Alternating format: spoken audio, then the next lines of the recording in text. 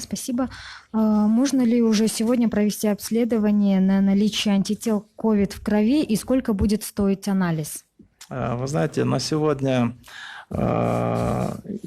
есть, наши усилия направлены, чтобы запустить у нас в стране исследования на антитела, то есть для того, чтобы определить количество неиммунных лиц, количество иммунных лиц, то есть определить процент лиц, которые уже были в контакте, возможно, и какое количество людей у нас может противостоять COVID-19. Это достаточно емкие мероприятия, однако сегодня я могу сказать, что Всемирная организация здравоохранения разработала программу, и сегодня идут работы по поставке вот этих иммуноферментных тестов для иммуноферментного анализа.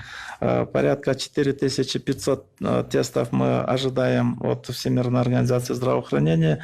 Наши специалисты сегодня составляют программу таких скрининговых исследований среди населения. Есть методики, как это делать. И в то же время мы пытаемся обеспечить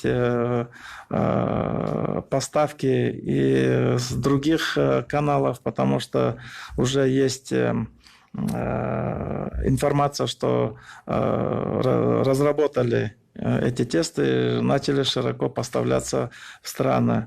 И у нас есть пока два предложения по поставке ИФА-тестов. Мы их изучаем на сегодня. Идет процесс регистрации в стране. И если мы получим такие возможности, то мы сразу же по поступлению анализаторов и этих ИФА-тестов начнем скрининговые исследования среди населения. Об этом, конечно, мы постараемся быстро оповестить и информировать вас, кто будет охвачен этими скрининговыми исследованиями.